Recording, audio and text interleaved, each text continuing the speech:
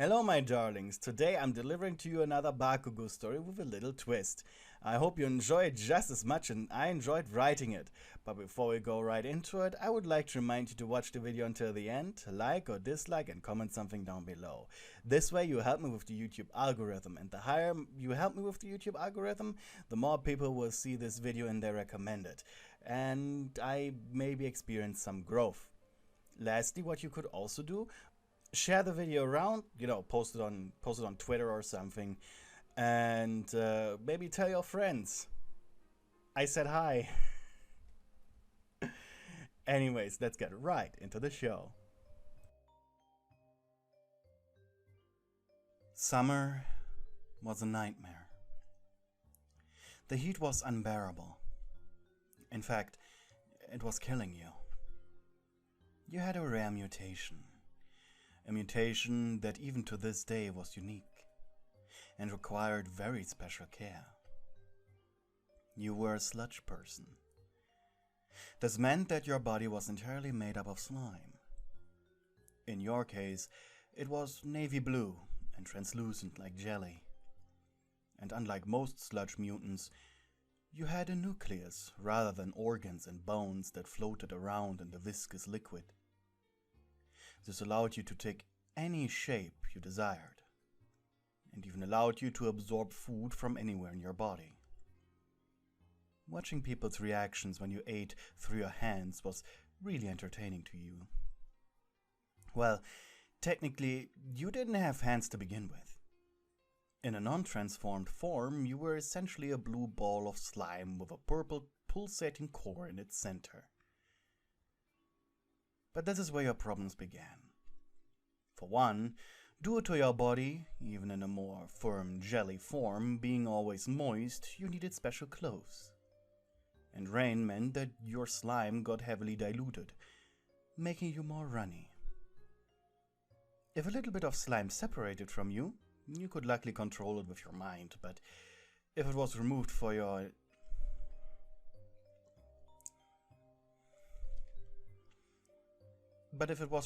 from your entire being for too long, it would just simply die.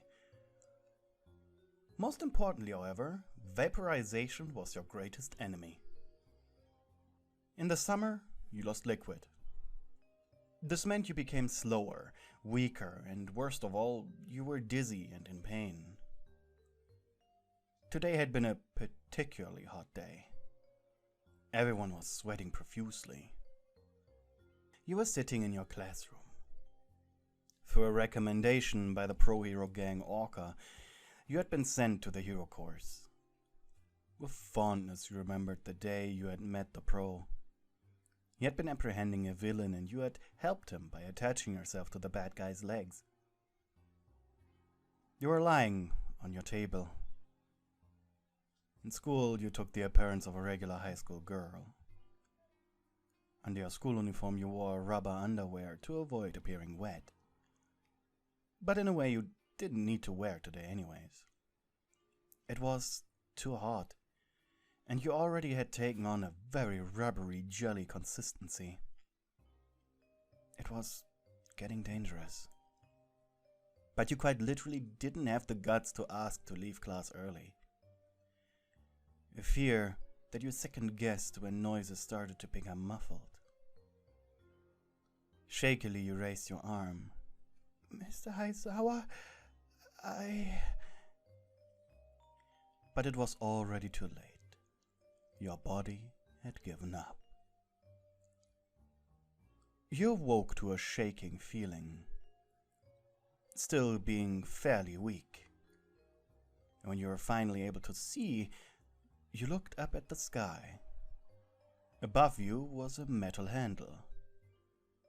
Wait, was this? No, you thought. This was humiliating. Slowly you emerged an arm out of your jelly.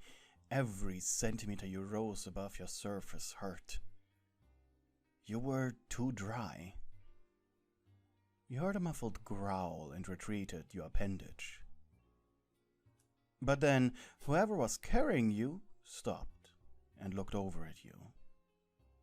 It was Katsuki Bakugou. You whimpered, which manifested in a few bubbles rising up. He said something and then laughed. You couldn't understand him. What was worse, that you had been collected inside of a bucket to be carried to wherever he was headed, or the fact that you passed out and turned into a puddle in front of your class? Too bad you couldn't blush. Suddenly it got darker and colder. You tried to focus. Yes, you had gotten inside somewhere. Strange. That ceiling. Were that the dorms? Why was he not bringing you to the nurse's office?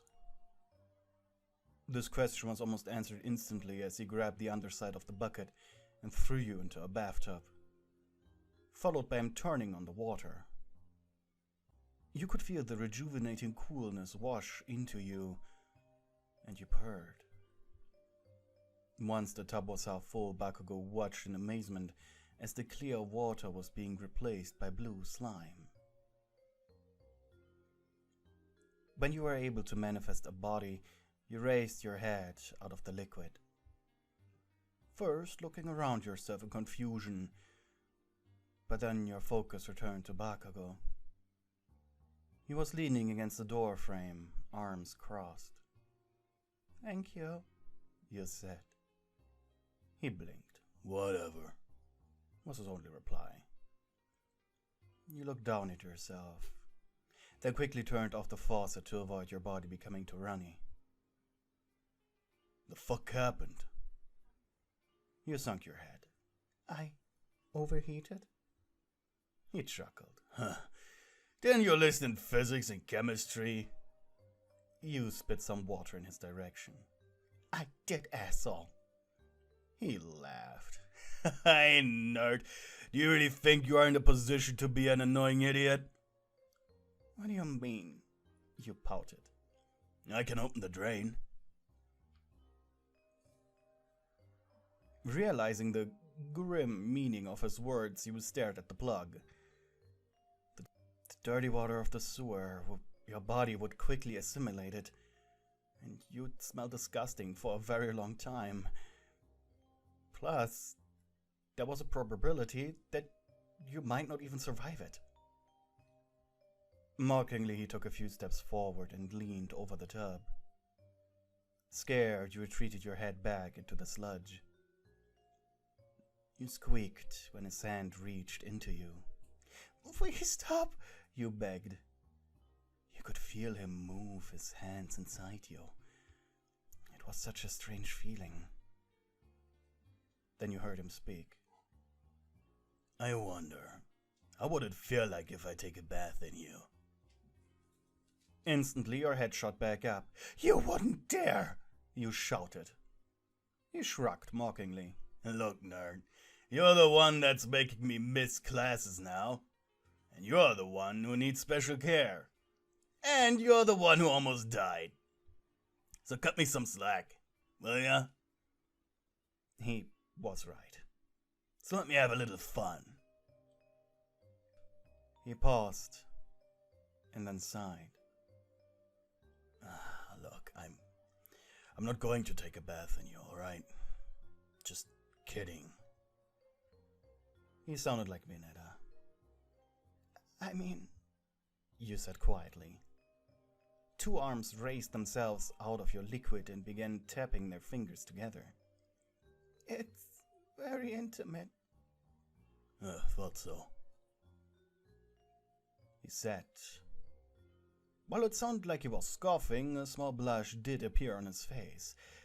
A blush that only got more intense when he realized, technically, you were naked. He scratched the back of his head. Bakugou really did not expect a blue-colored slime to be the first girl he saw naked. An awkward silence followed. "You're always so angry." You suddenly spoke. If you had to spend some time with him cooling off, you might as well learn a few more things about him. You know, try to understand him. "And you always look at me strange." Is it that weird that I'm sludge? After you saw how accepting everyone was of you and your mutation, his glances towards you were more noticeable. Bakugou sighed. Is it that obvious? He asked, and you nodded. He shuffled his feet. I have a bad experience with your slimes. Once again, he blushed. I guess. Asking to take a bath in you is a way, I hoped I could get over it. You furrowed your brows. Did one of my kind attack you? The boy hissed helplessly. Not just attack. He wanted... Bakugou looked at the ground, biting his lower lip. Why was this so difficult to talk about? It was just words after all. What was wrong with him? To take my body for himself. Finally, Katsuki smiled.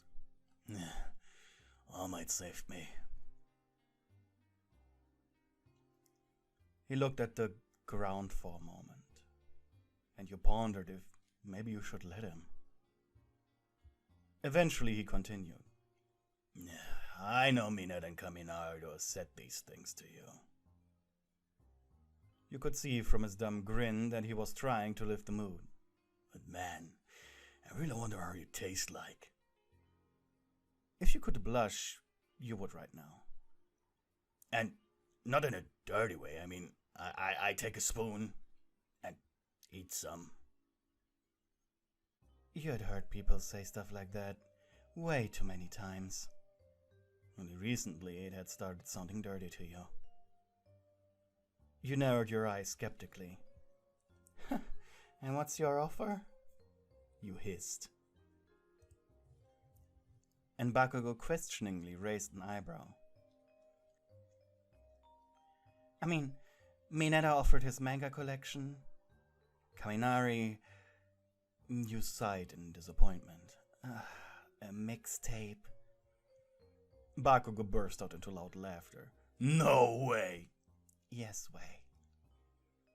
After he calmed down, he shook his head. Nah. Not what I mean. He shrugged. I ain't giving you something outright. Maybe down the line. You tilted your head. I was thinking, for a little taste, I throw a few ice cubes in the tub. You blinked. That sounded perfect, actually. But that still wasn't enough. Drinking? Some of me is like... biting? He crossed his arms again. And? Biting is... lewd. He got down on his knees next to the tub to be closer to your face. Says the naked chick in my bathtub. You squeaked. Naked? You thought. My bathtub? Wait, so he didn't bring you into your own dorm room? You retreated back into the tub and asked in embarrassment, Why your bath? Closer to the entrance. Bakugou shrugged and sighed before standing up again. I didn't know how serious it was. That was sweet of him. Now about those ice cubes. Do you really think... Now about those ice cubes. Do you really think that alone will make me let you... eat me? He shrugged. Fine. I can be your boyfriend too.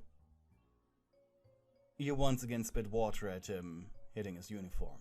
Hey! He shouted. You don't joke about that! You said angrily. I mean it. No, you didn't. You don't ask a girl out like this. He laughed. Ha! You think me, Bakugou Katsuki, wouldn't ask a girl out this way? Now you felt stupid. and you simply decided to sum up what was happening. So, you waited for me to pass out in class because you knew I wouldn't have the guts to ask for sick leave. Then offered to pick me up in a bucket to cool me off, just so you could then put me in I repeat, your bathtub to put water on me just so you can ask me out. Yes. You wanted to kill him. And I wanted to know what you taste like. You could have just asked. You pouted. He shrugged. I mean, would you have said yes? The prospect of ice cubes in your slime was a good motivator. Fine, you grumbled.